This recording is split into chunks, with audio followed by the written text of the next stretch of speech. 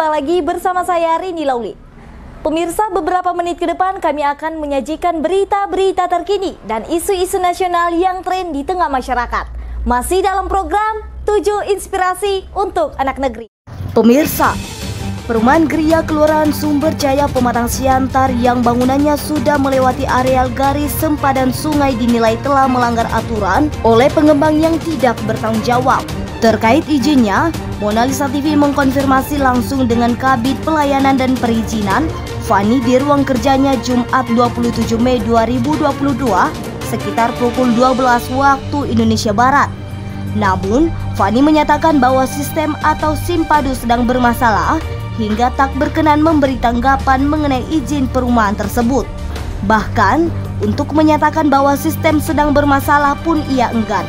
Dalam PP 38 tahun 2011 tentang sungai mendefinisikan sungai adalah alur atau wadah air alami atau buatan berupa jaringan pengaliran air berserta air di dalamnya mulai dari hulu sampai muara dengan dibatasi kanan dan kiri oleh garis sempadan.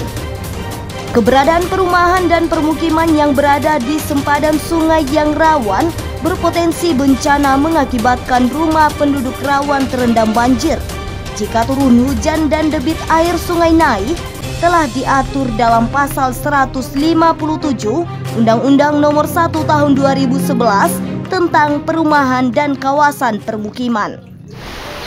Halo, apa kabar pemirsa? Berjumpa lagi bersama dengan saya Ezra Valencia Manihuruk, masih dalam program 7 Inspirasi untuk Anak Negeri. Pemirsa, maraknya banjir yang sering terjadi di perkotaan diduga karena bangunan yang dibangun di areal sepandan sungai.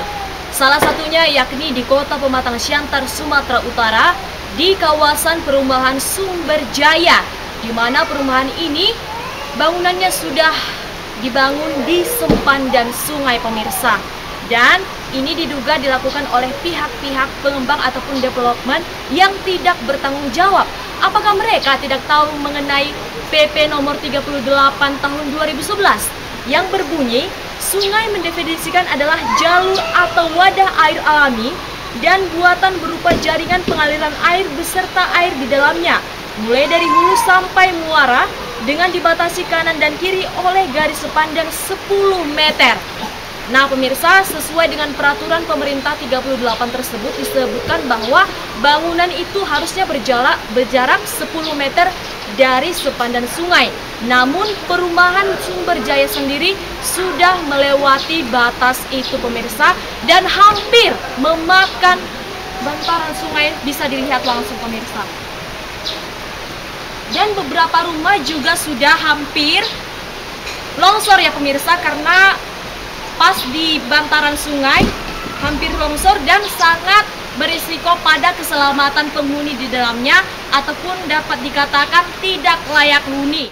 Ya pemirsa, menurut pantauan kami pagi ini Jumat 27 Mei 2022, perumahan Sumberjaya Pematang Siantar, tampak itu pemirsa ada salah satu rumah di sudut, sangat berpotensi pada terjadinya bencana ataupun longsor ya pemirsa, karena ini sungai itu kan berpotensi pada pengikisan tanah ya pemirsa. Walaupun ada bebatuan, tapi itu potensinya sangat buruk ataupun membahayakan.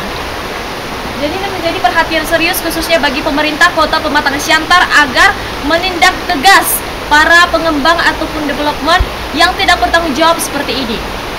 Dengan situasi yang sangat genting ini, jaminan keselamatan pun sangat minim pemirsa. Tentunya masyarakat Kota Pematang Siantar di perumahan Sumberjaya ini berharap kepada pemerintah Kota Pematang Siantar tegas, kalau perlu bawa aparat penegak hukum ataupun pihak-pihak terkait yang membantu untuk menindak tegas ini, buat kebijakan ataupun larangan. Masyarakat butuh tenaga dari pemerintah, butuh sanksi tegas kepada pihak-pihak yang tidak bertanggung jawab, karena ini bukan tentang apapun, namun tentang keselamatan masyarakat.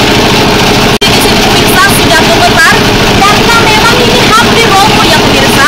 Bisa dilihat lokasinya karena memang pas di pinggiran sungai. Ibu Maya dan Ibu Jere, warga yang bermukim di areal tersebut, mengaku sangat khawatir dengan kondisi bangunan yang hampir roboh di dataran sungai. Mereka berharap kepada pemerintah agar cepat tanggap menertibkan kondisi pembangunan tersebut. Kondisi areal pembangunan yang berpotensi pada bencana longsor tersebut memerlukan perhatian serius dari pemerintah Kota Pematang Siantar. Dalam menegakkan peraturan, peranan Satpol PP juga sangat dibutuhkan. Oke, selamat siang Bu. Siang.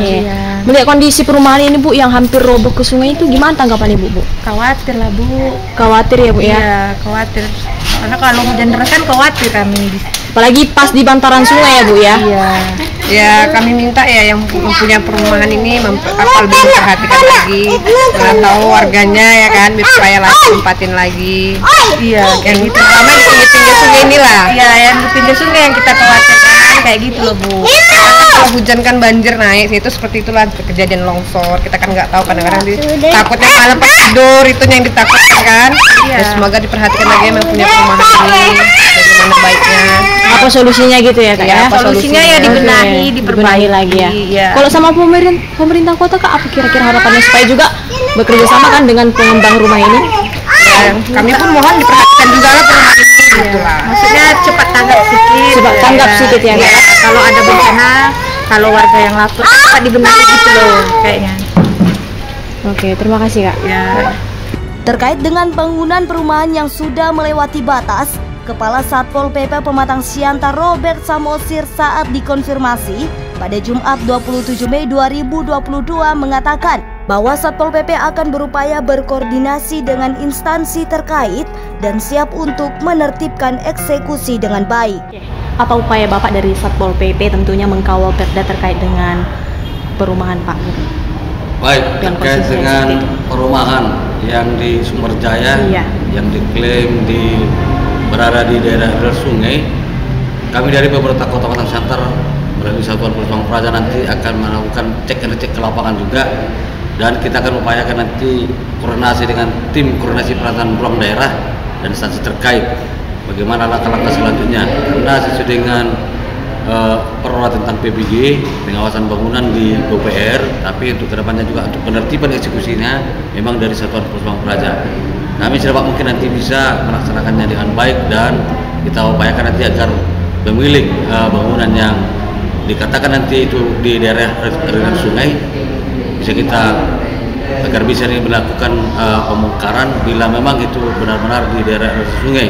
Tapi apabila nanti dari segi teknisnya nanti yang lebih mengetahui teknisnya adalah dari PUPR melalui TKP, nanti kita akan undang mereka untuk meninjau ke lapangan sehingga kita dapat mengetahui kebenaran daripada kondisi bangunan, apakah memang membahayakan, memang bisa dijadikan sebagai perumahan. Oke, terima kasih Pak. Dari Kota Pematang Siantar, Sumatera Utara, Rini Lauli, Ezra Manihuruk, Mona Lisa TV mengabarkan.